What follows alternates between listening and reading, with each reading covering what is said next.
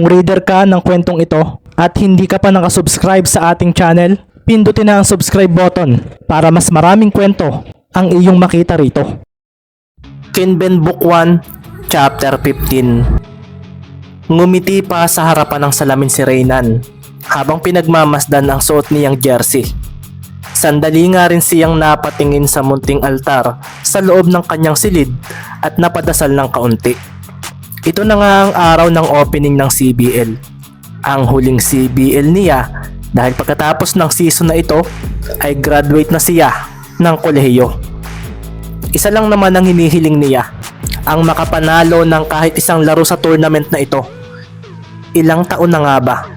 Ito na ang ika-4 niyang season at ni isang panalo sa nakaraang 3 taon ay wala silang nakuha. Ano pa nga ba ang aasahan niya mula sa paaralang laging nahuhuli sa tournament na ito? Isang katok nga mula sa pinto ng kanyang silid ang nagpabalik sa kanya sa realidad. Anak, sumabay ka na sa amin ni Romel papuntang CU, wika ng kanyang ama. Doon na nga kinuha ni Reyna ng kanyang varsity jacket at sinuot iyon. Nakalagay nga sa likod noon ang dalawang salita, Team Captain.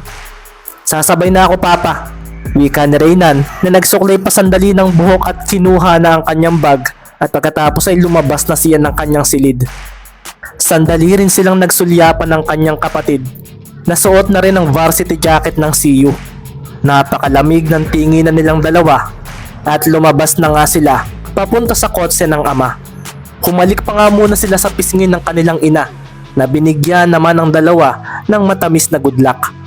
Alam ng mga magulang nila na hindi na close ang magkapatid magmula nang pumasok sa magkaibang eskwelahan ng dalawa. Ngunit sa kabila noon ay alam nila na mahal pa rin ng mga ito ang isa't isa. Good luck Romel, mahinang sabi ni Reynan sa kapatid na nasa likuran ng sasakyan. Ngumiti naman ng malamig si Romel at nakiramdam naman ang ama ng dalawa ng sandaling iyon. Salamat, manalo ka na kaya kuya sa huli mong season? Tanong ni Romel na may hindi kagandahang tono. Galingan ninyong dalawa, bigla namang sabi ng kanilang ama upang putulin ang malamig na atmosfera ng kanyang mga anak sa loob ng sasakyan. Mananalo na kami ngayon, kahit isa. Seryosong sinabi pa ni Reynan na nagpangisi sa kanyang kapatid.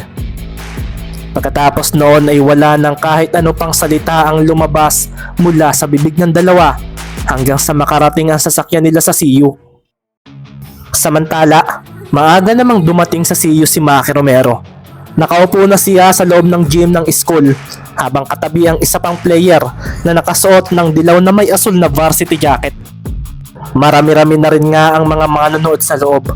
Marami na ang mga taga-CU at may ilan na ring mga taga-ibang paaralan. Nang mga oras na iyon ay may mangilan-ngilang ding mga babaeng nag-aabang ng opening ang kasalukuyang nakatingin sa kanilang pwesto na tila kinikilig. Kahit galing sa ibang school ay sikat talaga ang player na ito. Hindi nga si Romero ang tinitingnan ng mga iyon, kundi ang katabi nitong si Reynold Martinez na mula sa St. Anthony College. Reynold, papicture! Bulalas ng isang grupo na unang naglakas ng loob na lumapit sa kanila. Hindi naman nga madamot si Reynold at pinagbigyan agad ang mga ito. Ganon nga rin ang iba pang mga humabol. Napangiti na nga lang si Maki ng marahan. Tuwing kasama kasi niya ang kaibigang ito ay tila hindi na siya nakikilala ng mga manonood. Pero sanay na rin naman si Maki sa ganitong sitwasyon dahil hindi naman niya gustong sumikat tulad ng katabi niyang ito. Mukhang wala pa si Ricky, bulalas ni Reynold sa kaibigan nang siya ay bumalik. Si Maki naman ay tila nabibingi na dahil kagabi pa bukang bibig ng kaibigan ang teammate niyang iyon. Mukhang may gugulatin kayo bro ngayon ah. Baguhan lang si Mendez, ni hindi nga ito maaasahan sa pag-score, tugon naman ni Maki. Kaya nga team esports ang basketball. Anong ginagawa mo bro? Pabiro, pero may laman namang sagot ni Reynold. Napangisi na lang si Maki dahil doon. Nakuha niya ang pinupunto ng kaibigan. Ang hindi lang niya maisip ay kung bakit ang dalawa sa magaling na player ng CBL ay pinahanga ng baguhang si Ricky. May kakaiba ba kay Mendez? At pati ikaw ay parang galing na galing sa kanya? Napangiti si Reynold at tinapik nito ang balikat ng kaibigan. Panoorin mo bro ang paglalaro niya at malalaman mo kung bakit. Tumayo na rin si Reynold nang makitang dumating na ang mga ka-teammate niya. Una na ako bro, good luck. Good luck din sa laban ninyo sa CU. Ililibre mo ako kapag natalo kayo. Nakangising wika ni Maki at natawa naman si Reynold. Sure, at treat mo ako kapag tinalo namin ang CU. Nagngitian pa ng bahagya ang dalawang magkaibigan at pagkatapos ay lumakad na nga si Reynold palayo. Maki Romero, papicture! Nabigla na lang din si Maki nang may lalaking naka-lipstick ang nagsalita sa tabi niya. Napangiti na nga lang siya ng pilit habang kinukuhanan sila ng mga kaibigan pa nitong mga binabae. Ang tagal ninyo Reynan. Nasabi na nga lang ni Maki sa sarili habang ngumingiti ng peke sa tabi ng isang fan niya na binabae. Nang mga oras ding iyon, si Kier Conana naman ay naisipang puntahan ng kanyang mga naging kaklase rito nang nasa CU siya. Si Kier Conana naman ay naisipang puntahan ng kanyang mga naging kaklase rito nang nasa CU pa siya. Alam niya ang tambayan ng kanyang mga tropa. Sa rooftop ito ng isa sa mga school buildings ng CU. Tila excited pa nga siya na umaakyat. Hanggang sa pagdating niya sa may pinto ay may narinig nga kaagad siyang tawanan. Hindi ko alam kung anong pumasok sa isip ni Kier at sa bulok na timpa siya lumipat. Hindi na lang siya lumipat sa St. Anthony o kaya sa FAST o sa SA. Sa sisa pa talaga. Sayang ang talent ng taong iyon. May isang tawanan muli siyang narinig.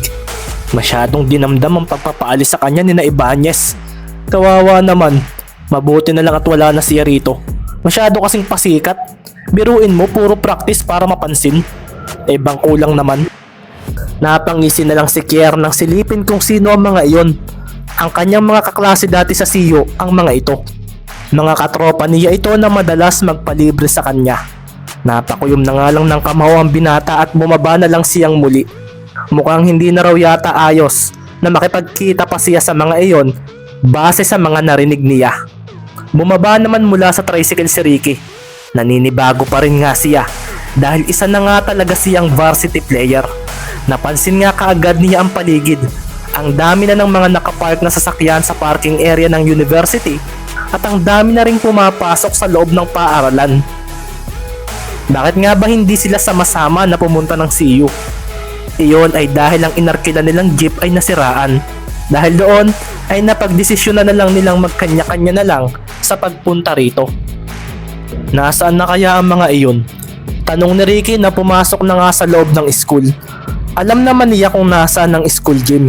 Hindi na rin siya maliligaw dahil ilang beses na rin siyang nakarating dito lalo na noong nasa high school siya. Napupunta siya rito dahil sa mga academic competitions. Ngunit sa pagkakataong ito, hindi na. Habang naglalakad si Ricky ay may napansin siyang isang babae na nakasibilya ng suot at may ID lace ng CU. Hindi na nga siya nagdalawang isip na tawagin ito dahil kilala niya iyon. Tila nga matagal na rin yata nang huli niya itong nakita. Andrea! Napahinto naman agad sa paglakad ng babae at napatingin sa tumawag sa pangalan nito. Ricky? Bahagyang nagulat ang dalaga nang makita ang nakangiting si Ricky. Sina Andre nandito na ba? Tanong ng binata na mabilis na nilapitan ang dalagang nakasuot ng simpleng black shirt at maong pants. Hindi ko alam. Maaga kasi ako. Alam mo na, member ako ng school paper. Nakangiting wika ng dalaga na tila may kaunting hiya kay Ricky na di napapansin ng binata. Papunta ka na sa gym, sabay na tayo. Nakaka-OP rito. Pabirong sabi ni Ricky. Sige, tugon ni Andrea na napangiti nang magsabay silang dalawa. Huminga pa ito ng malalim na tila humugot pa ng lakas ng loob. May kasalanan ka sa akin. Wika ng dalaga habang sila ay naglalakad at doon ay napatingin naman si Ricky sa kanya. Ako? Ano iyon? Tila kinabahan si Ricky. Inisip nga niya kaagad kung ano iyon. Napatawa naman si Andrea sa itsura ni Ricky. At pasimpleng sinuntok ito sa bisig na tila wala lang. Sira, hindi naman siya gaanong ka-important. Tamad ka siguro mag-open ng Facebook. Anong problema sa Facebook?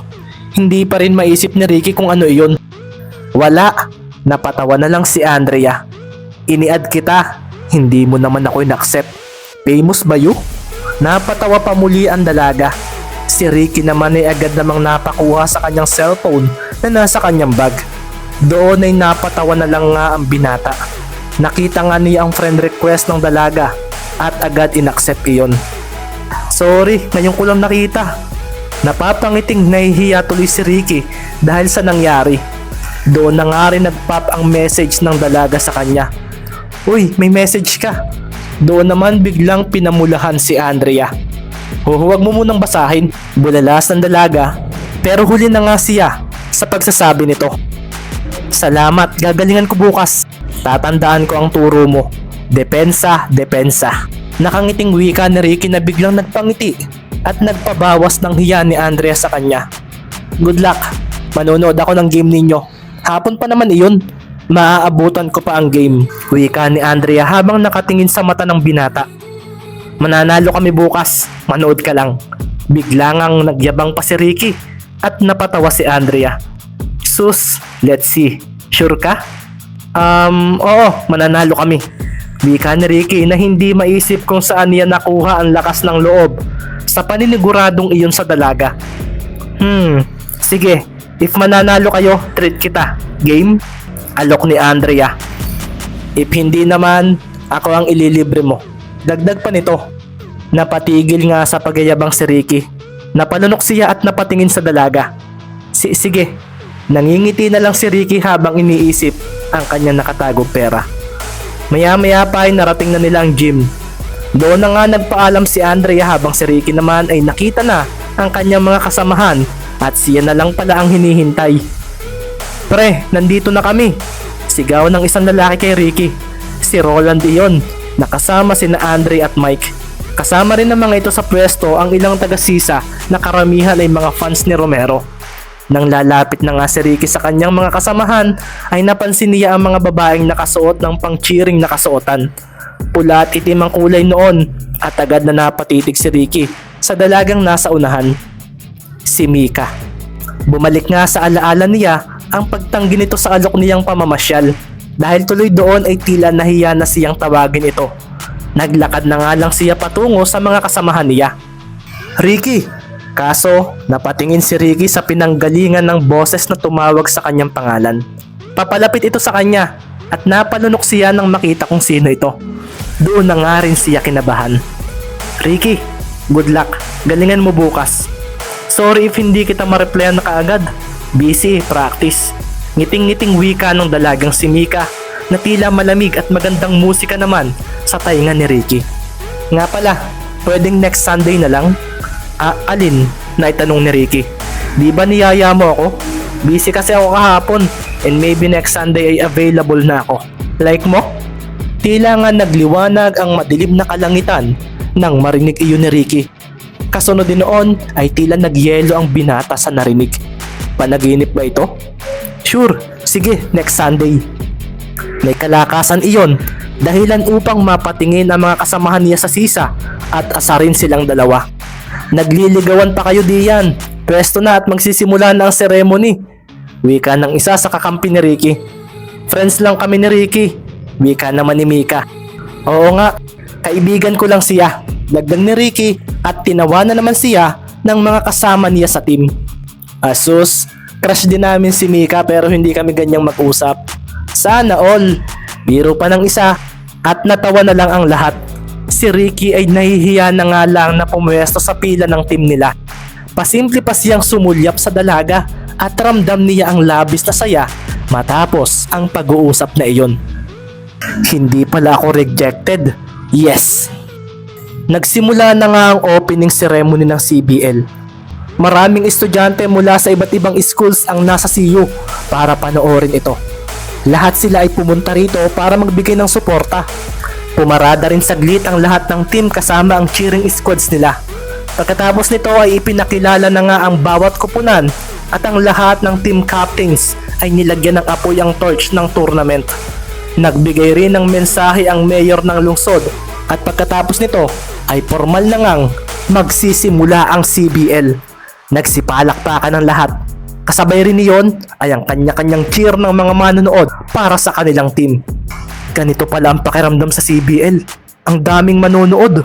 Sambit pa ni Ricky sa sarili na ang lakas ng kabog ng dibdib. Pagkatapos noon ay nagsialisan na ang lahat sa loob ng court at ang dalawang team na lang na maglalaban ang natira. Ang CU Ballers at ang SA Thunder. Calapan City University laban sa St. Anthony College, ang dalawang pinakamalakas na team. Dumadagundong na nga ang malalaking tambol na gamit ng mga manonood na sumusuporta sa dalawang team. Palakasan sila ng sigaw at suporta at parehong ang ayaw mga magpatalo. Maging ang mga cheerers nila ay ganoon din. Nagpapagalingan sila sa pagsayaw sa gilid ng court na naging dahilan para maghiyawan lalo ang audience. Nakaupo naman sa harapan ng mga taga-suporta ng SISA, si Ricky. Napagpasyahan nga nilang manood ng game at tanging si Nakir at Maki lang ang nagsabing alis na para mag-practice. Tila nga hindi interesado ang dalawa sa magiging laban. Isang laban na inaabangan naman ng marami. Napahiyaw ang mga taga-SA nang hawakan na ni Reynold Martinez ang bola. Simpleng dribbling lang ang ginawa nito na sinundan ng tira sa bola. At pumasok iyon. Sinambot naman iyon ng kanilang center na si Lester Ocampo, ang 6'11 na sentro nila. Doon ay ipinasa naman ito ang bola sa kanilang small forward na si Mike Coloma. Pagkatapos ay nagpakita naman ito ng mabilis na dribbling at dinepensahan ng isa sa mga kakampi nito. Tumakbo ito pakaliwa. Pinatalbog nito ang bola ng mabilis. Sinundan din naman siya ng bumabantay sa kanya. Doon nga ay nagngisian ng dalawa na magtama ang mga tingin nila. Gumalaw nga pa kanan ng katawan ni Coloma, ngunit bigla itong pumihit pakaliwa na nagpawaw sa mga manonood. Kasabay niyon ay pinadaan pa nito ang dribbling ng bola sa kanyang likuran. Ang bilis noon, hindi nga iyon nasundan ng kanyang defender. Pagkatapos sa isang magandang layup ang kanyang binitawan. Ang tatlong ito, sila ang tinaguri ang Big 3 ng SA Thunder. Sa kabilang team naman ng CU ay tila wala lang sa kanila ang mga nangyayari sa kabilang koponan. Isa lang naman kasi ang hinihintay nila. Iyon ay ang pagsisimula ng laban. Sa pagtunog nga ng buzzer ay siya ring pagpwesto ng magkabilang grupo sa gitna. Doon ay nagkamayan ng lahat pati ang mga coaches at ipinangako nilang magiging malinis ang laban. Doon ay pumwesto na nga rin sa gitna ang dalawang sentro ng magkalabang team. Si RJ McHenry ang sa CU, isang half Filipino, half American at may taas na 6'10". Good luck bro, sabi pa nito sa katapat na si Lester Ocampo. Thank you, tugon naman ni Ocampo. Doon na nga rin tumunog ang silbato ng referee.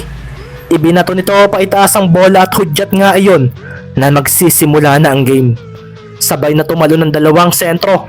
Pareho silang mataas tumalon ngunit mas namayani ang foreign legs ng taga-CU at pinapig nito ang bola patungo sa kakampi. Doon ay nasambot iyon ni Romel Alfante at binantayan naman kaagad ito ni Martinez. Kalmado nga lang ang atmosfera sa loob ng court nang biglang ibato ni Alfante ang bola pataas. Papunta iyon sa basket nila at doon na nga napakalampag ang mga taga-CU. Nakita nga ng lahat ang tumakbong si Ibanez. Mabilis din namang humabol ang mga taga-SA ngunit huli na sila para pigilan ng best player ng CU. Habang ang bola ay nasa ere pa, ay doon na nga tumalo ng mataas si Ibanez. Isang perpektong pasa nga iyon mula kay Alfante at eksaktong-eksakto sa talo nito. Napatayo naman ang mga manonood nang makita ang tila lumipad na si Ibanez. Pagkasambot ito sa bola, ay buong lakas nito iyong hinawakan at pagkatapos, isang tira ang kanyang ginawa na nagpahiyaw sa kanilang mga taga-suporta. Isang slam dunk, isang alley-oop pass mula sa kanilang point guard na nasa kabila pang side ng court. Nayanig ang buong basket at board sa ginawang iyon ni Ibanez. Bumitin pa nga ito sa basket bago bumaba sa sahig ng court. Doon na nga rin dumagundong ang malakas na tunog ng tambol ng mga taga-CU. Ang mga taga-SA naman ay napangisi na lang. Simula pa lang daw ng laban, pero ipinapakita kaagad ni Ibanez kung bakit siya ang sinabing pinakamagaling sa CBL. 2-0. Pagkatapos din noon ay naglakad na si Ibanez papunta sa direksyon ni Ricky. Doon ay biglang huminto ito sa harapan ng isa sa mga nasa cheering squad ng Sisa na nanonood. Para sa iyo ang dunk na iyon, Mika. Napangiti na lang nga ang dalaga dahil doon. At ang buong taga-siyo ay napahiyaw naman sa tuwa. Suportado nila ang kanilang star player sa gagawin nito. Lalo na nga sa panliligaw nito kay Mika Mendoza na ilang linggo pa lang nitong sinisimulan. Nililigawan na nga pala ni Ibanez si Mika. Sabi pa nga ng isa sa mga kasama ni Ricky. Kasunod din noon ay napatingin ng mga ito sa binatang si Mendez. Mabigat ang karibal mo pre, wika naman ni Mike mula sa likuran ng kaibigan. Dahil nga doon ay napatayo na lang si Ricky mula sa kanyang kinauupuan at napakuyom ng kanyang kamao. Uuna na ako. Coach, babalik na po ako ng school para mag-practice. Hindi maintindihan ni Ricky, pero nang sandaling iyon ay tila sasabog siya. Wala kasi siyang maisip na paraan para matalo ang kanyang bagong nakilalang karibal. Anong laban ko sa Ibanez na iyon? Kung pagdating sa basketball, alam ni Ricky na talong-talo siya. Paano pa kaya kay Mika na alam niyang fan ng larong ito? Napasakay na nga lang siya ng tricycle na tila bumagsak ang kumpiyansa dahil sa kanyang nalaman. Bumagsak nang malamang ang karibal niya sa babaeng kanyang gusto ay ang pinakamagaling na player ng CBL.